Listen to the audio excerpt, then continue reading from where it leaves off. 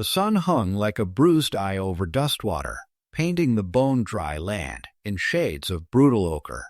Dust, finer than flour, rose in lazy eddies with every gust of wind, coating everything: the warped wooden buildings, the skeletal mesquite, the very air. In this forgotten pocket of New Mexico territory, the year 1882 clung to the last ragged threads of the Old West. La, here was a whisper, carried on the wind and easily ignored. Justice, if it came at all, arrived on horseback, often with a gunbelt strapped low. A lone rider, a figure etched against the blazing horizon, broke the shimmering heat haze. His silhouette was sharp, almost stark. He rode a jet-black gelding, a creature so dark it seemed to absorb the light, moving with a silent, measured gait. This was Eli Cutter, a man whose face, even from a distance, bore the landscape of hard living and harder truths. His late 30s sat heavy on him, carved by a past that offered no easy absolution. He wore a faded, dust-caked duster and a wide-brimmed, hat-shadowed eyes that seemed to hold the weight of distant battles. Eli wasn't looking for trouble. He wasn't looking for anything, really, beyond the promise of quiet. The Civil War had left scars deeper than any bullet, and he sought only the steady, unblinking silence of the desert to outrun the echoes of lives he'd taken. Dustwater, he'd heard, was a place where a man could get lost, and that suited him just fine. As he rode closer, the uneasy hum of the town became audible. The creak of a sign, the distant bray of a mule, the muffled squawk of chickens. But beneath it all, there was an undercurrent of something else, a tension that vibrated in the air like a taut bowstring. Ellie's horse, Silence, snorted softly, its ears twitching, sensing the same subtle disharmony. He reined in silence outside the town's only saloon, a ramshackle building with a listing porch. As he dismounted, a wisp of wind carried a faint, disturbing sound, a thin, desperate cry, quickly muffled. Eli paid it no mind, his focus on the battered hitching post. He looped Silence's reins, his hands moving with the practiced efficiency of a man who'd done this 1,000 times in 1,000 different forgotten places. Just then, a voice, loud and booming, cut through the quiet. "Step right up, folks." Eli paused, one hand on Silence's bridle. The voice was unctuous, sickeningly jovial. Looking towards the town square, he saw it. A crude, rickety wooden platform had been erected. A few townsfolk milled about, but their expressions were a mixture of curiosity and a grim resignation. And then they brought her out. A girl, barely 17, chained at the wrists, her eyes wild, defiant. She was shoved roughly onto the platform, stumbling. A hand-painted sign, crudely nailed to a post beside her, proclaimed in bold block letters, "Indenture auction." The air thickened. Ellie's hand, unconsciously, went to the worn hilt of the revolver holstered at his hip. The girl lashed out, cursing, a raw, untamed fury in her voice. The crowd scoffed, a few snickers rippling through them. A heavy-set man in a sweat-stained hat, reeking of cheap whiskey, pushed forward. He slurred, a lecherous grin spreading across his face. The auctioneer, a corpulent man with a politician's smile, raised his mallet, his gaze fixed on the rancher. $5. Going once, going twice. Just as the hammer began its descent, a voice, low and devoid of inflection, cut through the square. All eyes turned to the silent stranger, Eli Cutter, who stood by his black horse, his face unreadable. He hadn't even raised his voice. A hush fell over the Dustwater square, a stifling quiet born of collective surprise and suspicion. $6. The audacious simplicity of the bid hung in the air, a challenge to the established order. Mayor Clayton Briggs, a man whose corpulence was matched only by his smugness, stepped forward, his eyes narrowing on Eli. $6, stranger? You understand what you're buying here. A runaway, defiant as they come. Indentured servitude means she works for you, and if she tries to cut loose, well, that's your problem. Ellie's gaze remained fixed on the girl, Layla. She watched him with raw, untrusting eyes, like a cornered animal evaluating a new predator. He didn't reply to Briggs, simply held the mare's stare, his silence more unnerving than any spoken threat. Mayor Briggs, unaccustomed to such defiance, spluttered. "Well, you heard the man. $6. His gaze swept over the townsfolk, most of whom avoided his eyes. The drunken rancher, now clutching a half-empty bottle, just shook his head, mumbling. Briggs snapped, bringing the mallet down with a resounding thud. A grim-faced auctioneer unchained Layla from the platform, pushing her towards Eli. Her movement was stiff, her shoulders hunched. As she drew closer, Eli saw the raw, angry defiance in her teenage eyes, and a flash of something else, utter exhaustion. He reached out, not to grasp her arm, but to take the chain from the auctioneer's hand. The metal was cold, heavy. Layla flinched, pulling her hand back as if burned. She spat, her voice raspy. "You think you bought yourself a slave?" Eli didn't react, didn't flinch. He simply dropped the chain, letting it clatter to the dusty ground between them. For a long moment, the only sound was the distant caw of a crow. Layla stared at the dropped chain, then at Eli, a flicker of confusion crossing her face. Mayor Briggs, recovering his composure, advanced on them. "Now, see here, stranger. You paid for her." He gestured to two beefy men hovering near the platform, his unofficial enforcers. Eli finally spoke, his voice a low rumble, worn like river stones. "There are no terms." The words hung in the air, a blasphemy in the ears of Dustwater's ruling elite. Briggs' face purpled. "Free? You bought her." "I just did," Eli stated, his eyes locking onto Briggs. The challenge was unmistakable, a silent gauntlet thrown. Layla, meanwhile, hadn't moved. Her eyes darted from Eli to the dropped chain, then to the stunned faces of the crowd. Freedom. The word felt alien, a trick. She couldn't remember the last time she'd really felt it. She fully expected this freedom to be another cage, another trap. She hadn't dared hope. The mayor's rage simmered, a slow burn against Ellie's resolute calm. Briggs roared, his gaze sweeping the now nervous crowd. "This is my town." Eli merely looked at him, his expression unchanging. Then he turned to Layla. She stood stiffly, a statue carved from defiance and weariness, her eyes still flicking between him and the scattered chain. Eli took a canteen from his belt and offered it to her. For a moment, she recoiled, mistrust etched into every line of her young face. Then, her instinct for survival, the parched dryness of her throat, won out. She snatched it from his hand, drinking deeply, her atoms apple bobbing.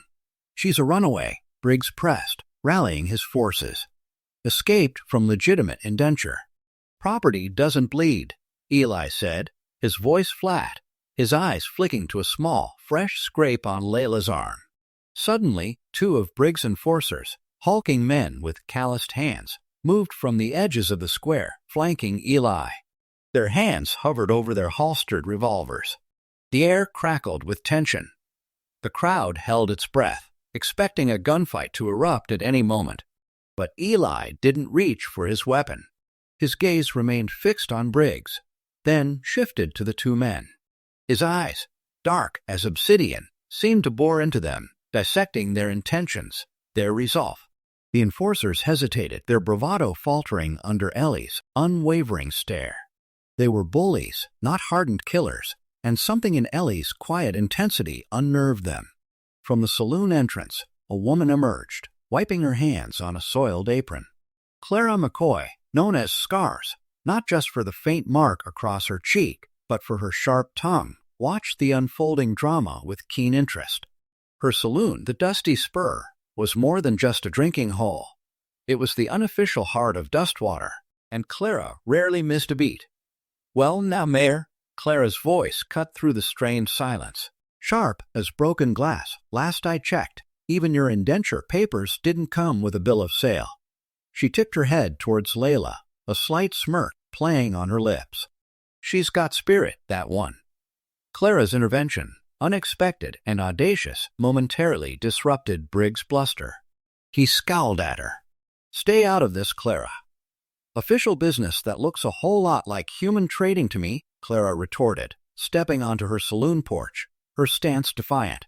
She was a woman who had seen too much and feared too little. "The sheriff ain't here to sanction it, are he?"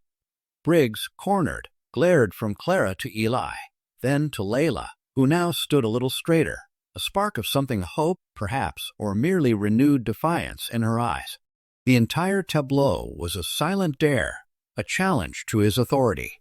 Mayor Briggs, his face a mask of thwarted authority, clenched his fists. "This ain't over," he hissed at Eli, then gave a sharp nod to his enforcers. "Let's go, boys." They stalked away, leaving a sense of lingering threat in their wake. The crowd slowly dispersed, casting curious, wary glances at Eli and Layla. Layla, still clutching the empty canteen, watched the mayor's retreat, then turned her defiant gaze back to Eli. She demanded, her voice hoarse from crying and the parched air. Eli simply retrieved the canteen from her, recapped it, and returned it to his belt. He didn't offer an explanation, didn't try to reassure her. His silence was profound, a wall she couldn't penetrate. He simply gestured towards the saloon. Layla's eyes narrowed. "You think I'm just going to go with you?" Her voice dripped with sarcasm. "I've seen this before." "No," Eli said, his voice quiet but firm. He turned and strode towards the saloon, expecting her to follow.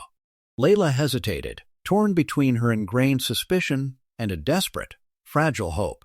She glanced at the empty street, then at the saloon's welcoming light. The exhaustion was a heavy cloak, wrapping around her. Reluctantly, warily, she followed, keeping a safe distance. Inside the dusty spur, Clara Scars, McCoy was already wiping down the bar, her eyes shrewd as Eli entered. She poured 2 glasses of water, pushing one towards him and placing the other conspicuously on the bar for Layla, who hovered near the door. "Well, stranger," Clara said, her voice softer now, devoid of its public bite. "You just bought yourself a whole heap of trouble." Eli just nodded, taking a slow sip of water. Layla, still at the doorway, watched them, her posture tense. "I'm not staying," she announced, her voice shaky but determined. Clara raised an eyebrow. "And where exactly are you planning on going, girl? Dustwater ain't exactly got a stagecoach making daily runs, and the desert outside don't care if you're free or chained." Eli finished his water.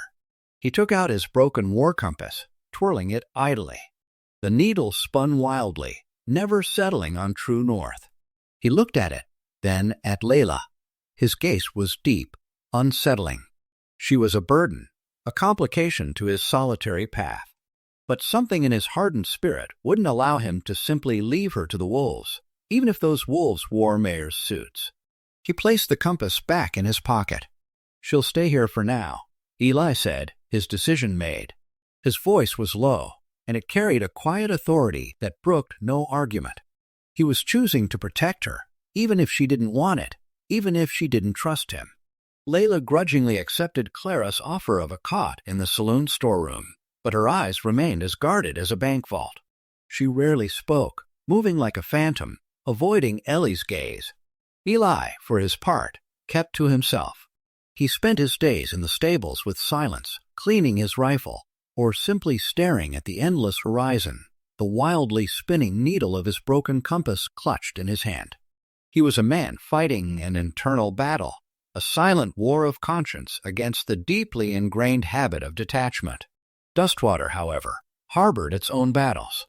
Mayor Briggs, humiliated by Ellie's public defiance, wasn't one to forget. He considered Layla his property, a symbol of his power, and Ellie's actions were a direct challenge. 2 days later, as the sun dipped below the mesas, painting the sky in fiery streaks, Eli left the saloon to check on Silence. The quiet streets of Dustwater felt weighted with unseen eyes. A shadow detached itself from the alleyway, followed by another. 3 men, 2 of them Briggs' usual enforcers, emerged. "The mayor sent us," the lead man grunted, a cruel smile twisting his lips. said you was holding his property." Eli didn't speak. His hand moved, a blur of motion, drawing his revolver. 2 shots cracked, echoing sharply in the twilight. One man dropped, clutching his knee. The other, the lead enforcer, took a slug to the shoulder, spinning him around. The third man, the least committed to Briggs' dirty work, vanished back into the shadows. But Eli hadn't seen the second shadow that had detached from the saloon's far side. A heavy blow landed just above his right temple, a blinding flash of pain. He stumbled, the world tilting, and his revolver clattered to the dirt. A boot connected with his ribs, sending a fresh wave of agony through him. He fell heavily, dust blooming around him. He saw a glint of metal, a knife arcing downwards. Then, a shot from the saloon, quick and true. The man with the knife crumpled. Clara stood on the porch, a smoking Winchester in her hands, her expression grim. The remaining enforcer, clutching his injured shoulder, scuttled away, leaving a trail of blood. Eli pushed himself up on one arm, groaning, his head throbbing. He felt a warm stickiness on his scalp. He was wounded, but not broken. Clara was at his side in an instant, her sharp eyes assessing the damage. "Idiot," she muttered, but her touch was surprisingly gentle as she helped him up. "You think you can outrun this town's rot with just a revolver and a stare? Briggs ain't a man for fair fights." She half-supported him back into the saloon, leading him to a back room where clean cloths and a bottle of strong whiskey awaited. Layla, drawn by the gunshots, stood in the doorway, pale, her eyes wide. She looked at Eli, then at the blood on his forehead, a hesitant flicker of concern in her guarded gaze. The silent cowboy had bought her freedom, and now that choice was costing him. While Eli recovered in Clara's back room, a dull ache throbbing in his head and ribs, Layla began to tentatively find her footing. Clara, with her mix of gruffness and unexpected kindness, put her to work, first washing dishes, then sweeping the saloon floor. Layla still wouldn't engage in conversation, but the physical labor, the structured routine, seemed to ground her. She watched Eli, always from the periphery, a silent, watchful shadow. One afternoon, a tall, sinewy figure entered the saloon. His face was weathered, his eyes sharp and ancient. He moved with a quiet grace, his buckskins merging seamlessly with the dusty surroundings. It was Hawk, a Navajo tracker, an old war ally of Ellie's. He had a history here, a shared past with Eli that predated the simmering rot of Dustwater. Hawk's gaze, usually unreadable, softened as he saw Eli, then hardened as he spotted Layla. He spoke in low tones to Eli, exchanging glances that Eli understood without words. Layla, feigning disinterest while wiping down a table, listened intently, catching snippets of conversation. Hawk revealed that the auction was far from an isolated incident. Mayor Briggs was deeply entrenched in a larger, vile trade route, one that trafficked not just young women like Layla, but also native children, all under the insidious guise of rehoming them through corrupt pseudo-government pacts. The mayor, Hawk explained, had used his clout to claim parcels of land, displace families, and then profit from their desperation. He spoke of entire settlements quietly disappearing, their inhabitants absorbed into this dark network. Eli listened, his jaw tightening. This wasn't merely local corruption. It was systemic evil, reaching far beyond the confines of Dustwater. The old war compass in his pocket felt heavier, its useless spinning needle a mocking reminder of lost direction. "This ain't your fight, Eli," Clara warned, patching another bandage on his ribs. "You saved the girl. Ride out."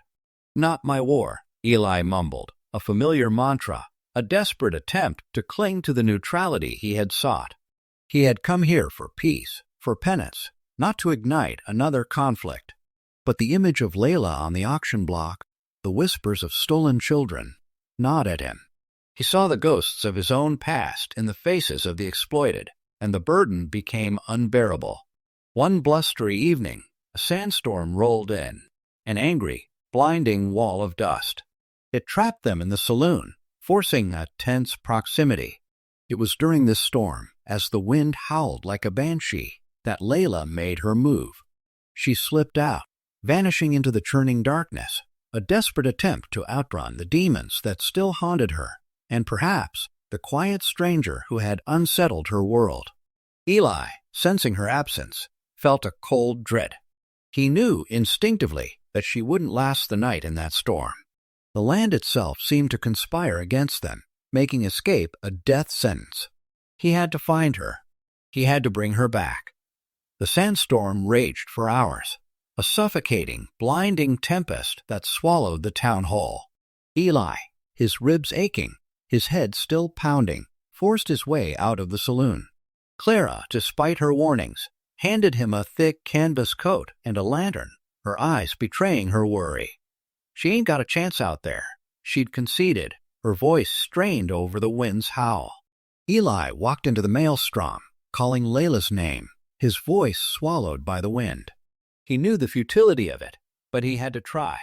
Hours later, battered and half-blinded by the grit, he found her huddled beneath the flimsy shelter of an abandoned lean-to on the outskirts of town. She was shivering uncontrollably, her face streaked with dust and tears, fear stark in her eyes. He didn't offer comfort with words, simply wrapped her in his coat and guided her back, a silent, unyielding presence against the storm. The return was arduous, every step a battle against the elements. They found shelter in a small, abandoned shack, barely more than a hovel, just as the storm began to subside. As the first rays of dawn pierced the lingering dust, painting the sky in bruised purples and oranges, Layla shivered herself awake. Her hand, restless in her sleep, had fallen open, revealing a tarnished silver pendant clutched tightly in her palm. It was an oval locket, crudely engraved with a faded, almost indistinguishable sunflower. Eli saw it. He picked it up, curiosity piqued by the familiar design. He opened it, revealing not a picture, but a tiny, faded scrap of fabric, a piece of a child's blanket, and a single, dried wildflower. A knot tightened in his gut. He had seen this kind of locket before, in the remote settlements dotting the frontier, symbols of a quiet, resilient life. "My mama's," Layla whispered, her voice rough with sleep and a fresh wave of grief. They took it off her after they stopped. Ellie's breath caught in his throat. He asked, his voice unexpectedly hoarse. Layla didn't look at him, her eyes fixed on the distant, pale horizon. The soldiers, Union uniforms. They murdered everyone. My mama, my little brother. Everyone. I hid. They didn't see me until the raiders came. Eli felt a cold dread spread through him, a sickness in his soul. He knew that phrase. He knew those colors. Union uniforms. Too many times he had been part of such clearing, a scout guiding his regiment, blindly following orders, burying conscience under layers of dirt and duty. It was the kind of order he craved, that silent, unquestioning obedience. He felt the broken compass digging into his chest, its useless needle mocking him. His own regiment. His blood ran cold, a sickening realization washing over him. Layla wasn't just another victim of frontier corruption. She was a ghost from his own past, a living, breathing testament to the sins he had sought to forget, the lives he had, indirectly, taken. Her little brother. A child. He clenched his fist around the compass, the sharp edge of the metal biting into his palm. This wasn't just about Layla anymore. It was about lost lives, about children stolen, about the unbearable weight of silent men. He walked out of the shack, the pendant still in his hand, and found a weathered, gnarled mesquite tree. He knelt, digging a shallow hole with his bare hands. He placed the compass in the earth, burying it, then covered it with dirt. The useless needle, finally, would be still. He would find a new direction. He would protect that which could not protect itself. The sun rose over Dustwater, not in its usual bruised ochre, but in a blaze of fierce, challenging light. It was the dawn of a new day, and something fundamental had shifted. Eli, no longer haunted by a compass pointing nowhere, rode into town, silences whose stirring tiny dust devils. By his side rode Clara, her Winchester holstered, a steely glint in her eyes. Just ahead, moving with the preternatural quiet of a desert predator, was Hawk, his presence a silent promise of ancient justice. Layla, though not riding with them, watched from the saloon doorway, her face etched with a mix of fear and a fragile, nascent hope. She clutched the sunflower pendant, a tangible link to a past she now knew Eli understood. She had seen the raw pain in his eyes as he'd looked at the locket, and for the first time she felt a grudging warmth towards him. They approached the town square. The makeshift auction platform, a monument to greed and suffering, stood mockingly in the center.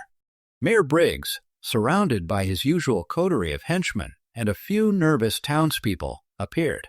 Sheriff Teague, his face pale and drawn, stood hesitantly behind Briggs, a man caught between two inescapable forces. Eli dismounted, his gaze sweeping over the scene, finally settling on Teague. He didn't draw his weapon, didn't say a word. He simply held the sheriff's gaze, a silent question, a demand to choose. Teague swallowed hard, his eyes flitting traitorously to Briggs, then back to Eli. The air hummed with unspoken challenge. Finally, with a sigh that seemed to drain all the courage from him, Teague reached into his pocket and produced a heavy iron key. He tossed it to Eli.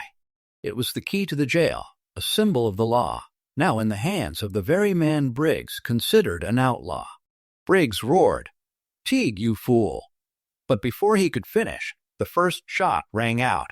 It wasn't Eli, nor Hawk, but one of Briggs' men who'd opted for a preemptive strike. The town square erupted into chaos. Dust, blood, and fury mixed in a whirlwind of gunfire. Ellie's revolver was out, spitting lead, his movements fluid and precise. Hawk, moving like a shadow, disarmed two men with alarming speed, his skills honed by a lifetime of survival. From the rooftop of the dusty spur, Clara Scars McCoy, a true master with a rifle, picked off a lurking sniper who had positioned himself to take Eli out. Her shots echoed, sharp and definitive, providing lethal cover. Layla, seeing the erupting violence, dove for cover behind an overturned water trough. But a stray bullet whizzed past Eli, grazing his arm. He stumbled, grabbing his injured limb. Suddenly, Layla was moving, a flash of determined youth. She saw a dropped rifle near a fallen Briggs henchman. Her hands, nimble despite their trembling, snatched it up. She didn't hesitate, chambering around, and positioned herself to shield Eli, her young body defying the fear still gripping her. The gunfight narrowed, coalescing around the auction platform. One by one, Briggs' remaining men fell or fled. Finally, only Briggs himself remained, cowering behind the platform, exposed. Eli, bleeding but unbowed, faced him. This was it. Mayor Briggs, his silk waistcoat now stained with dust and sweat, scrambled from behind the platform, his face contorted with fear as he faced Eli. His eyes darted nervously between Ellie's unwavering stare and Layla, who, despite her youth, held the rifle with a terrifying steadiness, her gaze fixed on him. "Cut her," Briggs stammered, raising his hands, his voice thin and reedy. "Think about this. We can negotiate. I've got connections money. Anything you want. Just name your price. This is a simple misunderstanding." Eli ignored his pleas.